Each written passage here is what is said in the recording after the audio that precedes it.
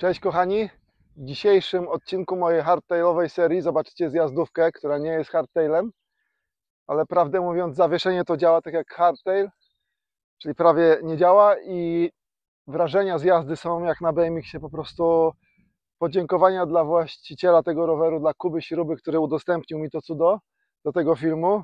Powiem wam szczerze, że dawno nie miałem tyle radości, takiego banana na twarzy, jak dzięki Orange 222. Orange 222. Jest to wybitnie kultowa, jeżeli można tak powiedzieć, zjazdówka. Ręcznie robiona w Anglii. Jest to rower, który został wyprodukowany w 2003 roku. I moim zdaniem jest to jedna z trzech najbardziej wyjątkowych konstrukcji zjazdowych na świecie. Może nie jest to najbardziej zwycięski rower, bo z tego co pamiętam na tym rowerze wygrywał tylko Stevie Pitt, który tak naprawdę marketingowo stworzył tą markę. To był początek lat 2000. Natomiast ta konstrukcja jest najbardziej charakterystyczną, oprócz chyba Intensa M1, M2 i Santa Cruza VPP, tylko Intense z Santa Cruzem w tamtych czasach dzielili technologię Virtual Pivot Point, a tu mamy klasyczny jeden zawias. Jest taki żarcik, że jak Orange wprowadza nowy model roweru, nowe zawieszenie, to od zawsze jest to taki sam rodzaj zawieszenia, jeden zawias. Kochani, pokazanie wam tego roweru, zwłaszcza w tak oryginalnej specyfikacji, zaraz omówię wam historię tego roweru, to jest coś dla mnie wyjątkowego. Byłem wspierany przez Orange'a i pierwszy chyba swój Puchar Świata i Mistrzostwa Europy zaliczyłem właśnie na Orange'u. To było w 2003 albo 2004 roku. Niesamowita historia, marka lekko podupadła, ale działająca z piękną ofertą. Strona internetowa wygląda tak, jakby tam nikt nigdy nie zaglądał, no to są Anglicy. Natomiast jest to rower ręcznie wykonany w Anglii, niesamowitej konstrukcji i teraz wam pokażę, jak na tym się cudownie jeździ. To jest BMX. Sponsorem filmu jest Dreamworkers.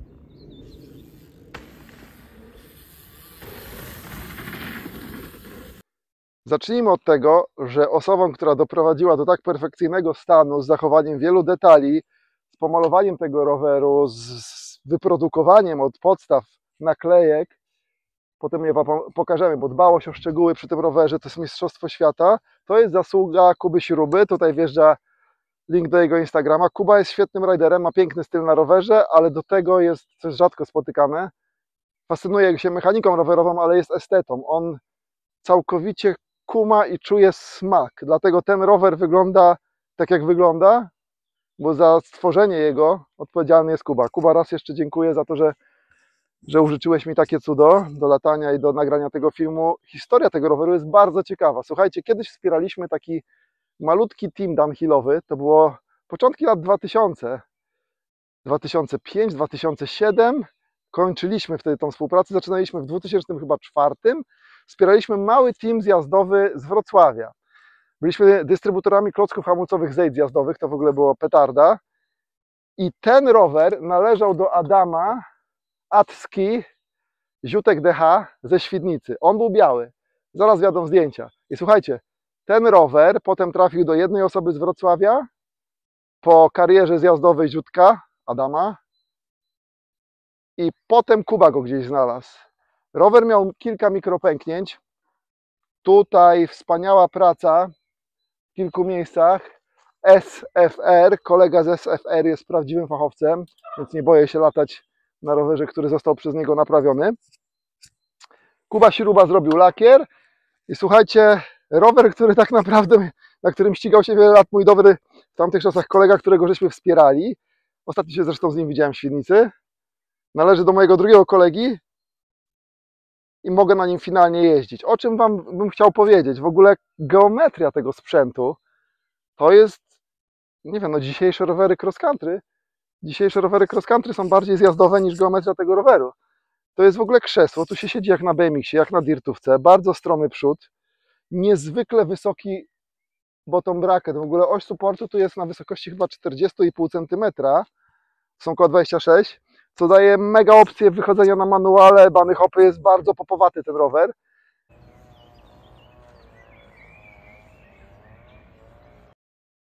Bardzo wysoki support, stroma główka, bardzo krótki rower, bardzo krótki przód roweru. W tamtych czasach robiło się dosyć długie, częste. To wszystko powoduje, że ten rower idealnie się nadaje na latanie hop i bandy, a bardzo kiepsko się na nim zjeżdża, paradoksalnie, a to jest zjazdówka.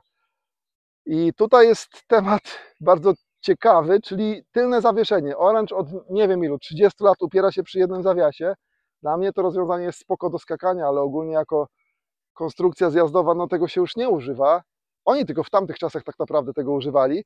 Wtedy już były Virtual Pivot Point, wtedy już były 4 zawiasy. Orange się trzymał jednego punktu obrotu, tutaj widzicie.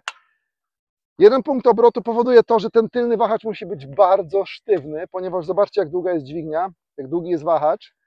Dlatego on jest tak perfekcyjnie pospawany. W ogóle sposób wykonania, dbałość o detale tej konstrukcji to jest mistrzostwo świata. Tak się rowerów już nie robi, ponieważ jest to strasznie pracochłonne.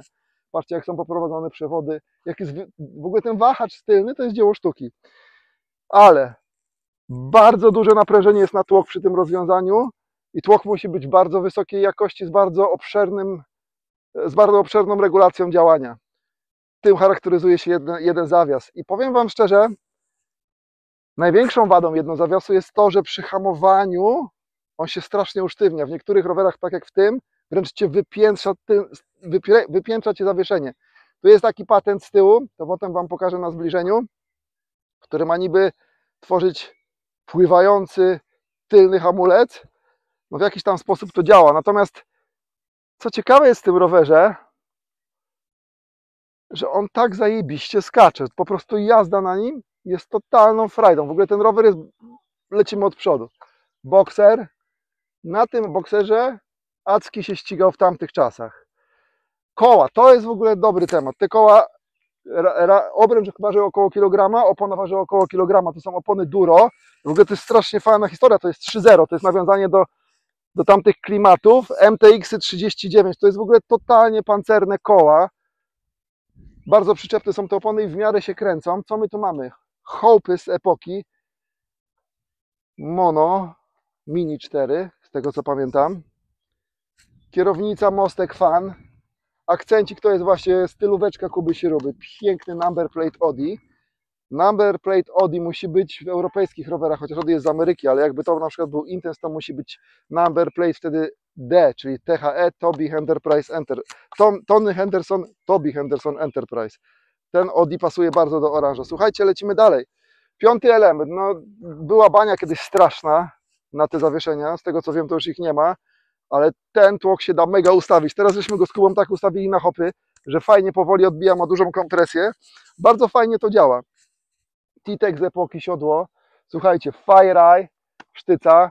No to są wszystko klasyki. Tak naprawdę z Kubą żeśmy rozmawiali o tym rowerze. To korby można by troszeczkę ambitniej, chociaż nie są złe, no i pasują. Zwróćcie uwagę na detale. To jest szacun dla Kuba Śruba, to jest po prostu człowiek esteta. Oczywiście MRP. Zobaczcie na to. Tak kiedyś wyglądał porządny XTR. Przerzutka, która działa 20 parę lat i działa, a nie tak jak teraz, że masz 12 biegów, raz pojeździsz w górach i już nie działa. Tutaj jest smak, tu jest prawdziwy smak. To jest zrobiona w Stanach Zjednoczonych, to jest tylna piasta Hadleya customowa. To jest w ogóle smaczek nad smaczki. Do tego właśnie czterotłokowe hołpy.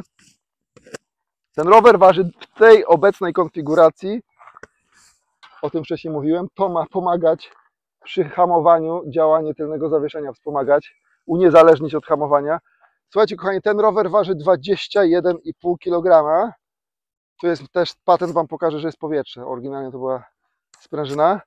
I ten rower jest cięższy od mojego e-bike'a, ale lata się na nim tak, że po prostu banan na gębie. Zastanawiam się, jak Stevie Pitt mógł na takiej konstrukcji wygrywać zawody Pucharu Świata. To jest dla mnie Fenomen. To jest rower stworzony do latania hop. Jak chcę mieć taki rower, mogę mieć 2 rowery, BMX-a i taki rower.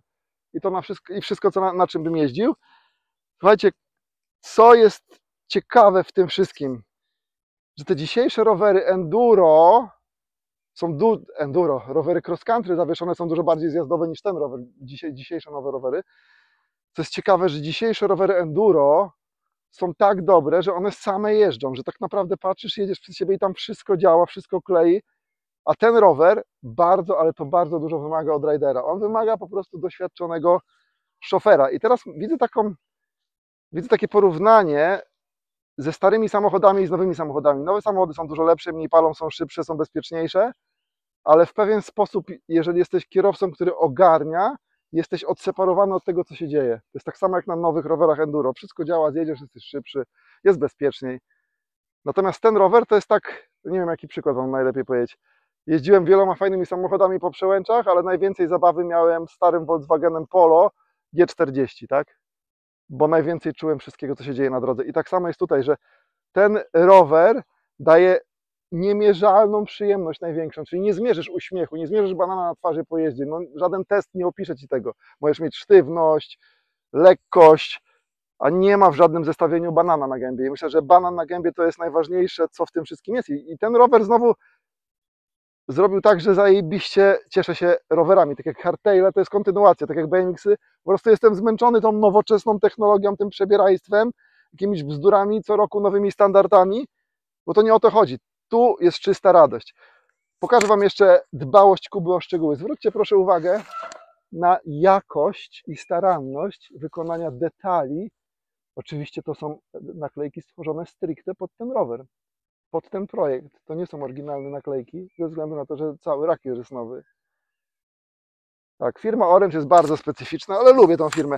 Konstrukcja to jest tak zwany po angielsku monok, czyli to są rama, ta główka jest zespawana z 2 części. To jest jak gitara trochę i jedyną wadą tej konstrukcji jest rezonans duży. Jak się jedzie, na przykład walnie ci kamień albo mocno wylądujesz, to rezonuje ta rama, ale to nie jest jakiś duży problem. Jest niezwykle estetyczny ten rower, po prostu jest piękny, śliczny. Rzadko kiedy zjazdówka może być ładna, no po prostu to jest BMX na duże hopy. I coś pięknego, szukam takiego roweru w ogóle, zacząłem się wkręcać. Patrzcie, DMR-a pedałki, no Kuba, szacunek.